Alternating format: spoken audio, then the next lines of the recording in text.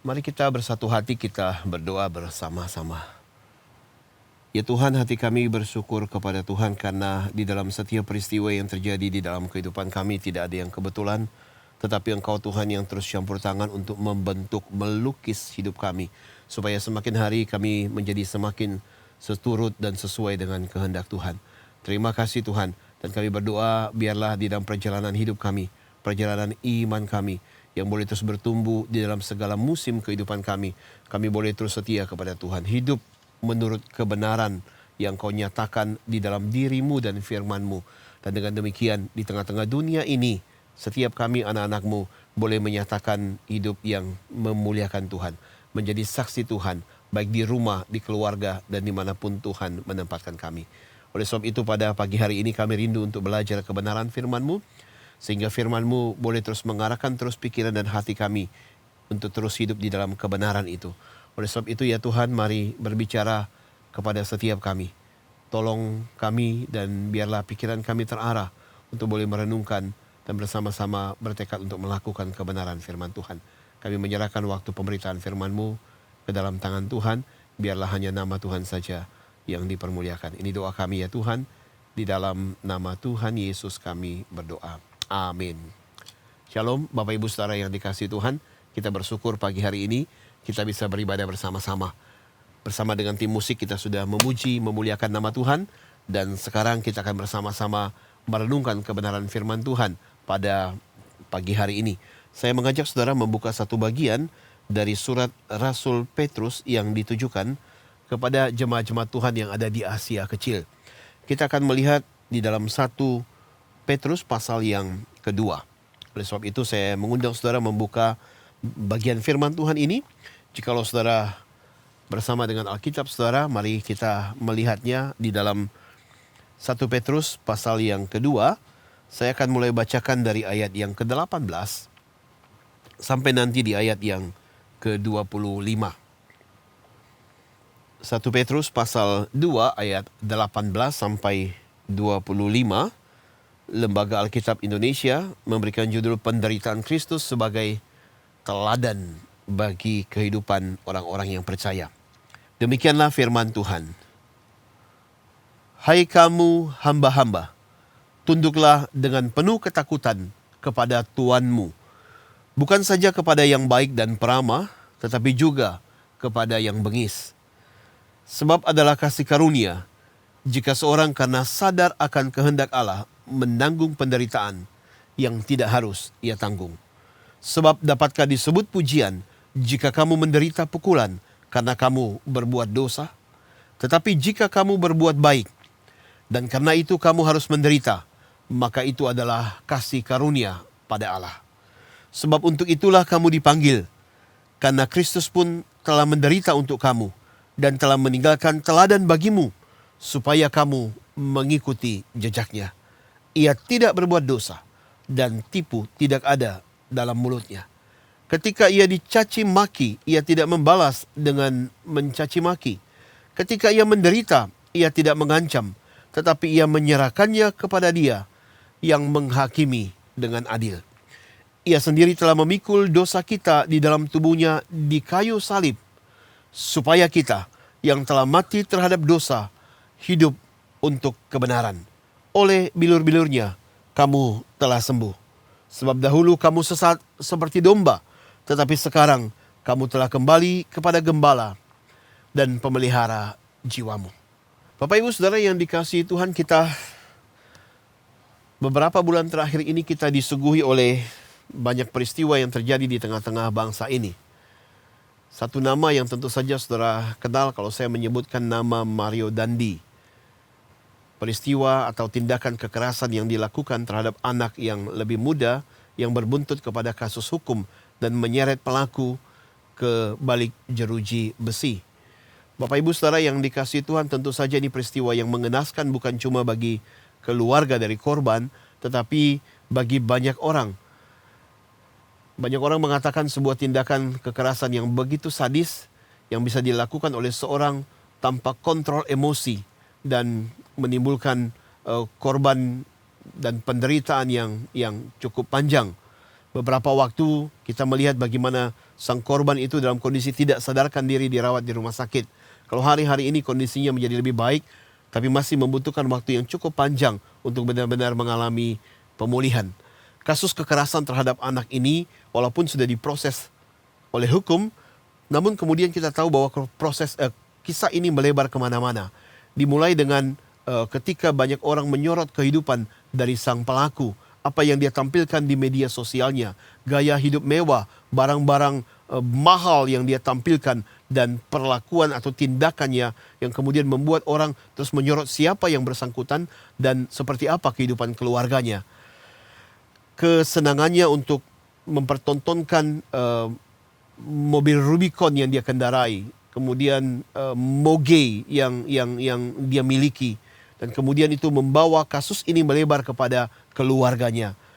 Dan hari-hari ini kita kemudian bisa melihat bagaimana kasus itu bukan cuma membawa yang bersangkutan ke ranah hukum, tetapi ternyata juga menyeret ayahnya Rafael Alun Trisambodo yang pada saat yang bersamaan ternyata diketahui adalah salah seorang dari pejabat di Dirjen Pajak di dalam Kementerian Keuangan.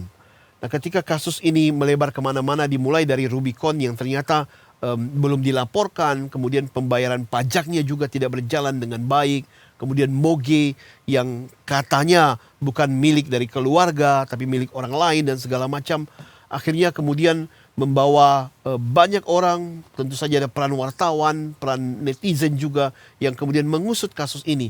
Yang bersangkutan ternyata memiliki harta yang cukup fantastis. Kalau kita melihat di media massa yang dilaporkan itu 56 miliar.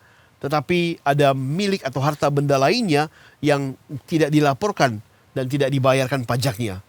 Rumah bahkan yang dimiliki oleh yang bersangkutan, baik di Jakarta, di Yogyakarta yang nilainya juga fantastis, bahkan perumahan yang ada di Sulawesi. Semuanya ini membuat orang terus mengulik yang bersangkutan, apalagi kemudian ketika ditemukan laporan pajaknya tidak sesuai dengan yang seharusnya. Bapak Ibu Saudara yang dikasihi Tuhan, di tengah-tengah usaha dari Menteri Keuangan dan semua lembaga dan Dirjen Pajak untuk membangkitkan kesadaran di tengah-tengah bangsa ini untuk boleh melakukan tugas dan tanggung jawab sebagai warga negara yang baik di dalam membayar pajaknya, tentu saja peristiwa ini memukul banyak pihak, menimbulkan satu tanda tanya besar, kemudian pandangan yang negatif terhadap proses perpajakan di tengah-tengah bangsa kita. Bahkan ada orang yang kemudian mulai menyarankan untuk memboikot, tidak perlu membayar pajak karena merasa bahwa pajak yang dibayarkan itu kemudian dikorupsi oleh orang-orang yang sedemikian. Bapak Ibu Saudara yang dikasihi Tuhan, sebuah lembaga yang sangat penting di tengah-tengah bangsa ini yang mengumpulkan pendanaan untuk membiayai bangsa kita, tetapi kemudian kasus seperti ini tentu saja merusak citra dan nama baiknya. Orang yang seharusnya berdiri di garda depan untuk menunjukkan integritas dan tanggung jawab yang baik supaya menjadi contoh dan teladan di tengah-tengah bangsa ini, ternyata melakukan tindakan-tindakan yang memalukan dan tidak seharusnya. Nah, Bapak Ibu Saudara yang dikasihi Tuhan, ketika kita melihat kisah atau kasus ini di dalam kehidupan kita sebagai orang percaya, sebagai murid-murid Tuhan, pertanyaan yang sama juga perlu kita tanyakan. Apakah di tengah-tengah kehidupan kita dalam dunia ini, kita juga sudah menunjukkan sikap dan cara hidup yang benar, yang menunjukkan kita adalah murid-murid Kristus. Orang-orang yang percaya kepada Kristus, yang sudah belajar kebenaran. Apakah sikap dan cara hidup kita menunjukkan kita hidup di atas dasar dan integritas dari kebenaran itu. Sehingga dengan demikian nama Tuhan dipermuliakan di dalam kehidupan kita. Nah, Bapak Ibu Saudara, pergumulan itulah yang coba diangkat oleh Rasul Petrus ketika dia menuliskan surat ini. Surat 1 Petrus, Bapak Ibu Saudara yang dikasihi Tuhan, ditulis oleh Rasul Petrus ketika dia berada di Roma. Kita tahu Bapak Ibu Saudara, Rasul Petrus dipanggil oleh Tuhan di tengah-tengah murid-murid yang lain dan diutus untuk melayani orang-orang Yahudi. Dan selama sekian waktu dia melayani umat Yahudi, bangsa Yahudi di Yerusalem. Sekian waktu kemudian Bapak Ibu Saudara, panggilan itu semakin meluas dan kemudian ketika dia berada di Roma, dia menuliskan surat ini yang ditujukan kepada umat Tuhan yang ada di Asia Kecil. Di sana, di sekitar sana ada Galatia, Bitinia, Kapadokia, yang di zaman modern ini kita tahu wilayah itu adalah wilayah Turki modern pada masa ini. Nah, Bapak Ibu Saudara yang dikasihi Tuhan, orang-orang Kristen yang ada di sana terdiri dari berbagai kalangan. Ada orang-orang Yahudi, ada bangsa-bangsa lain yang bertobat, ada orang Yunani, Romawi, dan bangsa-bangsa kecil lainnya. Mereka bertumbuh bersama-sama sebagai minoritas di tengah sebuah wilayah yang dikuasai oleh Romawi. Nah, Bapak Ibu Saudara, sebagai wilayah jajahan pada saat itu tentu saja semua orang yang ada di dalamnya harus tunduk kepada aturan yang telah ditetapkan oleh pemerintah. Nah, di tengah-tengah kehidupan mereka sebagai minoritas seperti itulah, kemudian Paulus menulis surat untuk menasehati mereka supaya mereka hidup sesuai dengan iman mereka kepada Kristus. Mereka menjalani hidup sesuai dengan kebenaran yang sudah diajarkan Kristus, yang mereka pelajari, di dalamnya mereka bertumbuh selama ini. Dengan hidup berdasarkan kebenaran, maka mereka bisa hidup sebagai warga negara yang bertanggung jawab dalam relasi sosial yang baik dengan orang-orang lain. Dan dengan demikian mereka menyenangkan hati Tuhan. Ketika mereka hidup sesuai kebenaran yang menyenangkan hati Tuhan, maka di saat yang sama mereka bisa menjadi saksi-saksi Tuhan di tengah-tengah kehidupan bangsa itu. Salah satu aspek contoh di mana mereka hidup berdasarkan kebenaran yang sesuai dengan kehendak Tuhan, yang menyenangkan hati Tuhan, adalah di dalam relasi mereka dengan Tuan atau otoritas yang ada di atas mereka. Di dalam konteks itulah kemudian ayat 18 sampai ayat 25 yang tadi kita baca. Di ayat 18 dikatakan demikian, Bapak Ibu Saudara yang dikasihi Tuhan. Hai kamu hamba-hamba, tunduklah dengan penuh ketakutan kepada Tuanmu. Jelas sekali Bapak Ibu Saudara, di sini Petrus mengidentifikasikan penerima suratnya, orang-orang Kristen yang ada di Asia Kecil itu, dan menyebut mereka sebagai hamba-hamba. Dan mereka diminta dalam status mereka sebagai hamba untuk tunduk dengan penuh ketakutan kepada tuannya. Nah, Bapak Ibu Saudara yang dikasihi Tuhan, pembaca Alkitab pada zaman modern ini bisa berbeda-beda ketika membaca dan memahami nas Alkitab ini. Kita yang ada di Indonesia dan bangsa-bangsa lain, Bapak Ibu Saudara, ketika membaca ini bisa memiliki persepsi pemahaman yang sangat berbeda dengan orang-orang Kristen yang ada di Amerika misalnya. Apalagi dengan orang-orang Kristen Amerika yang berasal dari keturunan Afrika Amerika, atau orang-orang yang maaf kata berkulit hitam. Ketika mereka membaca ini, Bapak Ibu Saudara, mau tidak mau peristiwa masa lalu, sejarah perbudakan abad 19 yang terjadi di Amerika turut mempengaruhi mereka ketika membaca kisah ini. Bagi orang-orang yang ada di zaman modern ini, ketika membaca kisah ini dan melihat konteks perbudakan yang menjadi latar belakang daripada perikop ini, tentu saja muncul sebuah pertanyaan yang sangat penting. Apakah kemudian apa yang dituliskan oleh Petrus dalam bagian ini masih relevan dengan orang Kristen pada masa sekarang ini? Kalau masih relevan, apakah itu berarti kekristenan atau ajaran Kristen melestarikan perbudakan dan memberikan ruang bagi tindakan itu pada zaman sekarang ini? Nah, tentu saja tidak, Bapak Ibu Saudara. Oleh sebab itu kita perlu untuk memahami konteks ketika surat ini dituliskan. Secara spesifik, kita perlu memahami konteks perbudakan pada zaman atau masa-masa gereja abad pertama yang sangat amat jauh berbeda dengan konteks perbudakan di dunia modern, khususnya di abad ke-19 yang terjadi di Amerika. Ini dua konteks yang sangat berbeda, ada perbedaan yang sangat luas Bapak Ibu Saudara, sehingga kita harus memahami konteks yang benar ini untuk boleh mengerti apa yang Petrus maksudkan ketika dia menyebut orang-orang Kristen di sana sebagai hamba dan meminta mereka untuk tunduk penuh kepada otoritas yang ada di atas mereka. Nah, Bapak Ibu Saudara yang dikasihi Tuhan, kalau saudara memperhatikan, waktu dia menyebut mereka hamba, di dalam bahasa aslinya Bapak Ibu Saudara, bahasa Yunaninya, ada satu kata yang digunakan untuk menyebut hamba di sana. Tidak menggunakan kata doulos, kata yang biasa kita kenal, yang diterjemahkan sebagai hamba, tetapi sebaliknya di sini menggunakan kata oiketes. Nah, oiketes ini Bapak Ibu Saudara lebih, memang artinya bisa diterjemahkan hamba, tetapi lebih menekankan kepada relasi sosial, status sosial dari sang hamba ini. Yaitu orang yang ada dan tinggal di rumah yang melakukan pekerjaan tetapi bukan tuan, bukan pemilik. Tetapi dia adalah pekerja yang tunduk kepada otoritas. Sehingga kata oiketes ini Bapak Ibu Saudara, yang ada versi Alkitab yang menerjemahkan sebagai budak, tetapi ada banyak juga yang menerjemahkannya sebagai hamba, servant, pelayan. Itu lebih tepat sebenarnya kalau kita terjemahkan sebagai pekerja. Mereka adalah pekerja-pekerja yang diminta untuk tunduk kepada tuannya. Jadi ada konteks relasi sosial bekerja dalam situasi ini.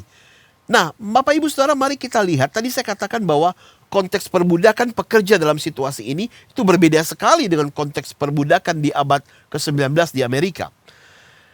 Nah, di Asia Kecil pada waktu itu Bapak Ibu Saudara yang ada di bawah otoritas dari Romawi, maka tentu saja berasal dari berbagai bangsa, berbagai budaya, berbagai latar belakang.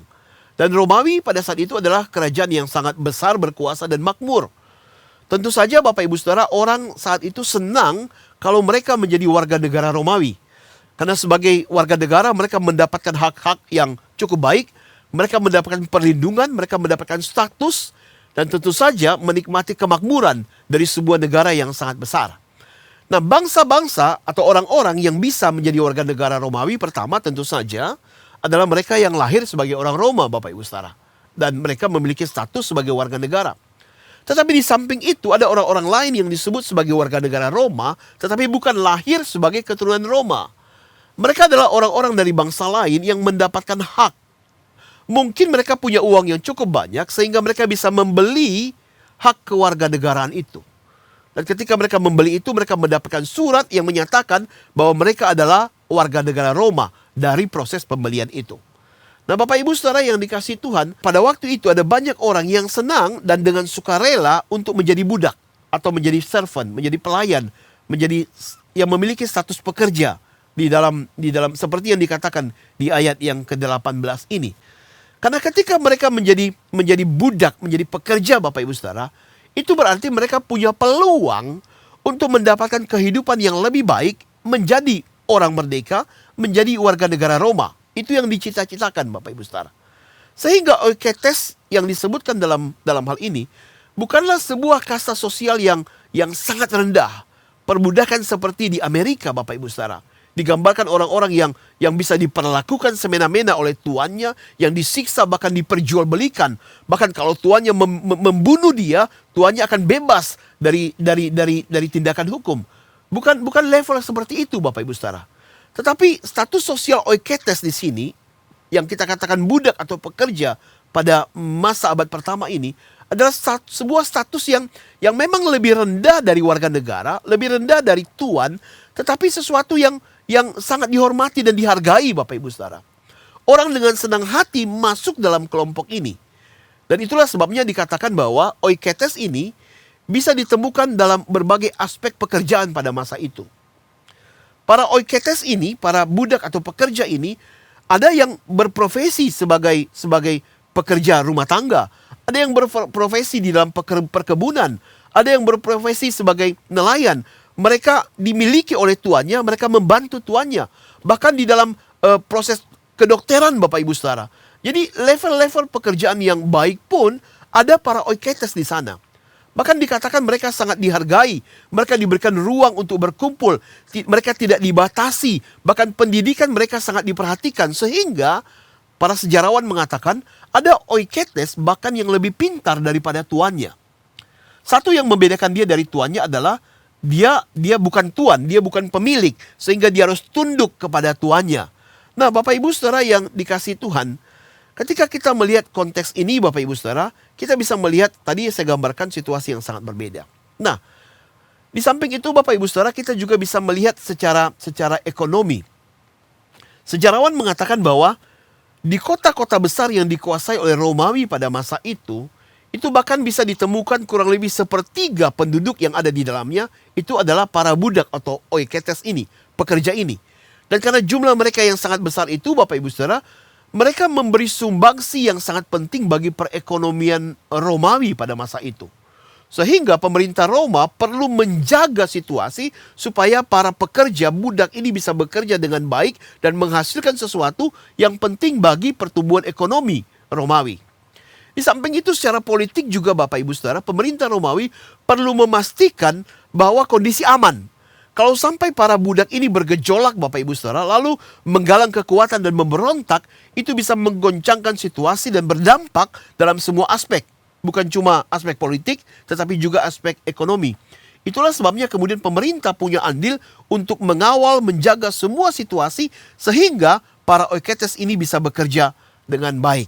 Nah, saudara bisa membayangkan kemudian kalau mereka rusuh tentu saja menimbulkan banyak masalah. Dalam konteks itulah Bapak Ibu Saudara, kita bisa juga pahami kenapa Rasul Petrus kemudian menasehati orang-orang Kristen yang ada di sana supaya mereka tunduk kepada tuannya. Dan kalau saudara baca di ayat 18 ini, kata tunduk di sana itu berarti meletakkan diri di bawah otoritas di dalam kesadaran penuh. Dan di dalam proses tunduk itu melakukan semua tanggung jawab apa yang diperintahkan oleh tuannya dengan patuh dan tanpa perlawanan. Dengan kata lain ini sebuah ketundukan penuh Bapak Ibu Saudara kepada Tuan, kepada sang pemilik, kepada otoritas yang ada di atasnya. Dan bukan cuma ayat 18 berkata kepada mereka yang baik dan peramah, tetapi bahkan kepada yang jahat, yang bengis, yang memperlakukan karyawannya dengan tidak adil. Orang-orang Kristen yang ada di sana, yang menjadi bagian dari masyarakat kelompok oiketes, budak pekerja ini, dinasehati oleh Paulus supaya tetap tunduk di dalamnya. Tetapi Bapak Ibu Saudara, yang menarik kalau kita melihat ayat ini, ayat 19, 20 dan seterusnya, tentu saja ada yang membedakan antara orang-orang Kristen dengan para budak-budak lain yang ada di wilayah itu pada masa itu. Sama-sama mereka harus bekerja dengan baik, karena itu adalah peluang mereka untuk mendapatkan kebebasan dan kehidupan yang lebih layak. Sama-sama mereka harus bekerja dengan baik, tunduk dan taat supaya situasi aman dan mereka tidak mendapatkan penindasan dari pemerintah Romawi. Tetapi orang Kristen didorong oleh Petrus lebih dari itu. Kalau orang-orang yang belum percaya, para budak itu bekerja dengan baik karena ketakutan dan ketundukan mereka kepada pemerintah, karena tujuan mereka untuk mendapatkan kehidupan yang lebih baik, maka orang-orang Kristen harus lebih lagi di atas itu. Ketundukan orang-orang Kristen bukan kepada otoritas, bukan hanya kepada otoritas yang ada di atasnya, tetapi yang utama Petrus menasihati mereka bahwa penundukan diri mereka adalah kepada Allah.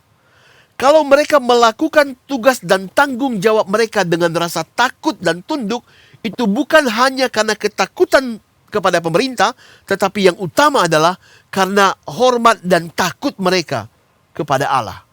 Sehingga di dalam bagian ini Bapak Ibu Saudara, sekali lagi Rasul Petrus sebenarnya mendorong orang-orang Kristen supaya bekerja tunduk kepada otoritas dengan jauh lebih baik. Bukan karena sekedar untuk menyenangkan hati tuannya, tetapi lebih dari itu, supaya mereka bisa menunjukkan status mereka sebagai anak-anak Tuhan. Mereka bisa menunjukkan sebuah kehidupan berdasarkan kebenaran yang mereka yakini, yang mereka imani, yang diajarkan oleh Kristus dan rasul-rasulnya. Dan ketika mereka melakukan itu, mereka bukan hanya menyenangkan Tuhan mereka, tetapi mereka menyenangkan hati Allah. Dan ketika hati Allah disenangkan, maka Allah akan memberkati mereka dan menyertai mereka. Nah Bapak Ibu Saudara, itulah sebabnya kemudian surat ini begitu menarik Bapak Ibu Saudara kalau kita pahami dalam konteks pada zaman sekarang ini. Sekali lagi bukan berarti kekristenan melestarikan perbudakan, tetapi ada prinsip-prinsip yang kita tarik dalam dunia modern ini, di dalam relasi kerja satu dengan yang lain. Nah, di ayat 19 dan ayat 20 Bapak Ibu Saudara, di sana Petrus menekankan bahwa ketundukan kepada pemerintah itu, ketundukan kepada otoritas yang ada di atasnya itu menyenangkan hati Tuhan. Bahkan dia mengajak pembacanya melihatnya sebagai sebuah kasih karunia dari Allah yang memampukan mereka, yang menyertai mereka, yang memberkati kehidupan mereka. Dan kalau kita lihat ayat 20 di sana dikatakan di bagian B, tetapi jika kamu berbuat baik dan karena itu kamu harus menderita, maka itu adalah kasih karunia pada Allah. Apa maksud ayat ini Bapak Ibu Saudara? Tadi di ayat 18, Petrus menasihati mereka bukan hanya tunduk kepada Tuhan yang baik dan memperhatikan mereka, tetapi juga bahkan kepada Tuhan yang bengis.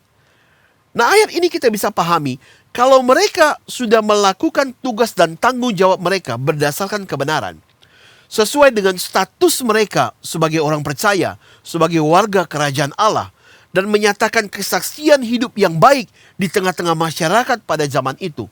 Dan karena itu pun mereka masih mengalami penganiayaan, karena mereka ada di bawah sebuah otoritas Tuhan yang jahat, maka anggaplah itu, lihatlah itu sebagai kasih karunia dari Allah. Bagaimana memahami ini Bapak Ibu Saudara? Dijelaskan oleh Petrus di dalam ayat 21 sampai ayat 25. Di sana dia mengedepankan keteladanan Kristus. Kristus pun mengalami situasi yang sama. Dia turun ke dalam dunia untuk melakukan tugas dan panggilan menyelamatkan manusia yang berdosa. Dan ketika dia melakukan itu Bapak Ibu Saudara, dia tidak selalu diterima, bukan? Dia ditolak, sekalipun dia menyatakan kebenaran, tetapi banyak orang kemudian menolak dia, bahkan ditangkap, disiksa, dan kemudian mati di atas kayu salib. Kristus yang adalah Allah dengan kuasanya dan kemampuannya, tetapi dia memilih untuk menundukkan diri dalam semua situasi itu. Dan karena ketundukan diri itulah, kemudian kita, umat Tuhan, orang-orang di masa lalu dan masa sekarang yang percaya kepadanya diselamatkan dan disebut anak-anak Allah. Sehingga kalau Kristus yang adalah Allah tetapi tunduk, menunjukkan sikap hidup yang tunduk kepada otoritas selama hidup dalam dunia ini, bukankah kita orang-orang yang sudah dimenangkan oleh Kristus, orang-orang yang ditebus karena ketaatan dan karyanya di kayu salib, juga seharusnya meneladani sikap itu? Bahkan Bapak Ibu Saudara dikatakan bahwa Kristus taat sampai mati. Dan ketaatan itu jugalah yang diinginkan Kristus nyata di dalam kehidupan kita umatnya. Itulah sebabnya Petrus menegaskan Bapak Ibu Saudara yang dikasihi Tuhan. Sekali lagi, betapa pentingnya orang-orang Kristen untuk hidup sesuai dengan kebenaran yang mereka imani di dalam apa yang Kristus ajarkan. Karena itu sesuai dengan kehendak Allah. Dan ketika mereka melakukan itu, maka mereka menyenangkan hati Tuhan. Mereka menjadi kesaksian yang baik di tengah-tengah kehidupan mereka. Tetapi ketika mereka sudah melakukan hal seperti itu pun, kalaupun mereka mengalami penolakan, penderitaan, biarlah teladan Yesus Kristus ada di depan kita, menjadi kekuatan dan sandaran kita untuk juga mengalami penderitaan seperti dia. Bapak Ibu Saudara, tentu saja hal ini dalam dunia kehidupan kita modern pada saat ini tidak berarti kita menutup mata atau mengabaikan ketika ketidakadilan terjadi di sekitar kita, di lingkungan kerja kita, di dalam kehidupan sosial kita. Kita tidak dipanggil menjadi orang-orang Kristen yang pasif Bapak Ibu Saudara, yang mengabaikan apa yang terjadi dan hanya fokus kepada kerohanian, tidak. Tetapi tentu saja kalau itu adalah hal yang tidak sesuai dengan kebenaran, kita dipanggil untuk menegakkan kebenaran, tetapi dengan cara-cara yang benar pula.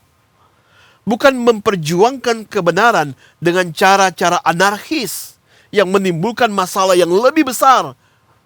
Tidak menyelesaikan satu masalah, bahkan menambah masalah yang lain. Tetapi dengan hikmat dan anugerah Tuhan, orang-orang Kristen dipanggil untuk menunjukkan sikap dan tanggung jawab memperjuangkan kebenaran itu. Nah, Bapak Ibu Saudara yang dikasihi Tuhan, bagaimana kita memaknai nasihat Petrus ini kepada orang-orang Kristen yang ada di abad mula-mula di dalam kehidupan modern kita hari ini? Hal yang sama Bapak Ibu Saudara, kita dipanggil untuk menjadi pekerja-pekerja yang bertanggung jawab dan tunduk kepada otoritas yang ada di tengah-tengah kehidupan kita. Kita bisa memandang bahwa pekerjaan itu bukan cuma sekedar sebuah tanggung jawab kepada otoritas atau orang yang memberikan pekerjaan, tetapi kita bertanggung jawab kepada Tuhan karena pekerjaan kita penting untuk Tuhan. Di dalam bekerja, kita bisa menunjukkan teladan dan kualitas hidup, cara hidup yang benar, yang mengedepankan kebenaran, sehingga orang bisa melihat bahwa orang-orang Kristen berbeda. Orang-orang Kristen bertanggung jawab lebih baik. Orang-orang Kristen mengupayakan semaksimal mungkin untuk sebuah kemajuan dan perubahan hidup yang lebih baik. Tetapi, Bapak Ibu Saudara yang dikasihi Tuhan, jikalau untuk itu kita mengalami tantangan dan kesulitan, penolakan, nasihat ini pun berguna untuk kita, supaya kita memandang kepada Kristus yang memberikan teladan bagi kita, bagaimana seharusnya kita bersikap. Bagaimana kita mengaplikasi nasihat Petrus ini di dalam konteks kehidupan kita sebagai warga negara yang baik, Bapak Ibu Saudara, di mana kita harus tunduk kepada pemerintah. Tentu saja salah satunya bagaimana kesediaan dan tanggung jawab kita untuk menjadi warga negara yang baik dengan membayar pajak misalnya. Hal-hal tentang pajak, Bapak Ibu Saudara, menjadi hal yang begitu menarik sekali di tengah-tengah atau di bulan Maret ini secara khusus. Karena di akhir bulan ini, setiap orang yang punya tanggung jawab untuk melaporkan SPT pajaknya. Dan sebagai warga negara yang baik, tentu saja kita harus melaporkan dan mengikuti semua prosedur yang ada sesuai dengan apa yang diharuskan. Bapak Ibu Saudara, saudara masih ingat kisah yang saya sebutkan di depan tadi. Bagaimana kemudian petugas Dirjen Pajak yang tidak melaporkan harta bendanya, yang seharusnya menunjukkan teladan, tetapi ternyata ada indikasi korupsi dan segala macam di dalamnya, mendapatkan harta dengan cara yang tidak benar, sehingga membuat orang kembali mempertanyakan, kalau begitu, kenapa kita harus bayar pajak? Uang yang kita berikan, pajak yang kita bayarkan, kemudian dikorupsi oleh oknum-oknum seperti ini. Kalau begitu lebih baik kita tidak bayar pajak. Saya setuju sekali Bapak Ibu Saudara, bagaimana Menteri Keuangan menjawab kasus ini. Saya mengingat di sebuah siaran televisi, kemudian Ibu Sri Mulyani mengatakan demikian. Kalau setiap warga negara melakukan tanggung jawabnya, pelaporan dan pembayaran pajaknya dengan cara yang benar, sesuai ketentuan, membayar dan memasukkan kepada kas negara, maka uang itu akan masuk ke kas negara dan dikelola dengan baik, sesuai dengan anggaran yang ada. Tetapi orang-orang yang kemudian pajaknya dikorupsi oleh petugas-petugas yang tidak bertanggung jawab, justru adalah orang-orang yang membuka peluang dan bersikap tidak jujur. Dalam artian, dia melaporkan pajaknya dan membayarkan pajaknya tidak dalam jumlah yang seharusnya. Misalnya, pajak yang seharusnya dibayarkan itu adalah 100. Tetapi kemudian dengan bantuan dari oknum-oknum perpajakan tertentu, dia membayar 10. Ada range 90. Sebagian dari itu kemudian dia berikan sebagai fee kepada petugas tersebut, sehingga kelebihannya masih tetap dia miliki. Nah, justru orang-orang yang tidak jujur seperti inilah yang kemudian pembayaran pajaknya dikorupsi oleh para petugas yang juga tidak bertanggung jawab. Tapi sekali lagi, kalau kita mau jujur dan bertanggung jawab sebagai warga negara, maka apa yang kita berikan, pajak yang kita bayarkan, itu akan dikelola dengan baik. Dan sekaligus ini menunjukkan tugas dan tanggung jawab kita di tengah-tengah bangsa ini. Bagi kita orang percaya, Bapak Ibu Saudara, tentu saja kewajiban yang kita lakukan bukan cuma sekedar untuk memenuhi tanggung jawab kita sebagai warga negara yang baik, tetapi untuk menunjukkan bahwa kita hidup di tengah-tengah kebenaran, di tengah-tengah bangsa ini. Karena kita takut kepada Tuhan, kita menghormati Tuhan, kita mengasihi Tuhan, dan kita mau melakukan apa yang Kristus ajarkan, sehingga kita melakukan tugas dan tanggung jawab kita.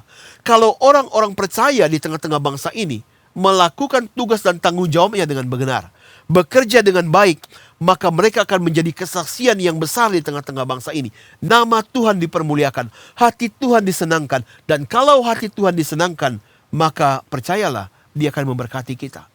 Kalau sebagai pekerja kita melakukan pekerjaan kita dengan baik untuk menyenangkan hati Tuhan kita, hati pimpinan kita, maka kemungkinan saja kita akan mendapatkan reward, kenaikan gaji, bonus, yang jumlahnya tentu ada batasnya, Bapak Ibu Saudara. Tetapi kalau kita menyenangkan Tuhan di atas segala Tuhan, menyenangkan hati Allah kita, Sang Pemilik kehidupan, dan Dia memberkati kita, maka berkat itu, Bapak Ibu Saudara, tak ada batasnya. Allah bisa memberkati kita melimpah-limpah. Kita bisa merasakan damai sejahtera dan pertolongan Tuhan. Dan semuanya itu karena kita menyenangkan hati Tuhan. Jadi sekali lagi Bapak Ibu Saudara, surat 1 Petrus pasal yang kedua ini menasehati kita orang-orang Kristen sebagai pekerja-pekerja dalam relasi kita dengan pimpinan dalam dunia pekerjaan di tengah-tengah konteks kehidupan modern ini, supaya kita melakukan tugas dan tanggung jawab kita berdasarkan kebenaran. Kebenaran dan peraturan yang sudah ditetapkan dalam dunia kerja, tetapi juga kebenaran yang tertinggi, yaitu kebenaran firman Tuhan yang kita imani, yang kita yakini, yang kita pelajari dan kita mengerti. Dan tujuan dari semuanya itu adalah karena kita mau mentaati Tuhan, menyenangkan hati Tuhan, dan di saat yang sama kita menjadi saksi Tuhan di tengah-tengah dunia ini. Kalau itu yang terjadi Bapak Ibu Saudara, maka kekristenan akan terus menjadi berkat bagi masyarakat, bagi bangsa, dan bagi dunia ini. Saya dan saudara dipanggil untuk berperan di dalamnya. Mungkin peran kita kecil, tetapi harus ada yang memulai. Dan itu dimulai dari kehidupan kita. Kiranya Tuhan memberkati saudara dan pekerjaan saudara menjadi pekerjaan yang menyenangkan hati Tuhan, pekerjaan yang memuliakan nama Tuhan, dan pekerjaan yang menjadi berkat bagi banyak orang. Mari kita berdoa. Bapa di dalam surga, hati kami bersyukur untuk kebenaran firman Tuhan yang mengingatkan kami kembali bahwa ketika Engkau menempatkan kami dalam dunia kerja di tengah-tengah dunia ini, kami bertanggung jawab penuh kepada Tuhan. Kami hidup berdasarkan kebenaran, kami menyenangkan hati Tuhan, kami memuliakan nama Tuhan, dan di saat yang sama kami rindu untuk menjadi berkat bagi dunia kami. Ada banyak tantangan yang kami hadapi ya Tuhan, baik sebagai pemilik usaha, sebagai karyawan, sebagai pekerja lepas. Tetapi biarlah semuanya itu di tengah-tengah situasi yang ada, kami tetap berpatokan kepada kebenaran firman Tuhan, mengandalkan kuasa Roh Kudus yang memimpin dan membimbing kami, sehingga kami tidak mengabaikan kebenaran demi kenyamanan diri kami, tetapi kami bersandar kepada kebenaran dan kekuatan dari Tuhan untuk terus menyatakan hidup yang menjadi saksi Tuhan di tengah-tengah dunia ini. Berkati setiap kami jemaat-Mu yang sedang bergumul, dan mampukan kami untuk taat kepada kebenaran firman Tuhan. Ini doa kami ya Tuhan.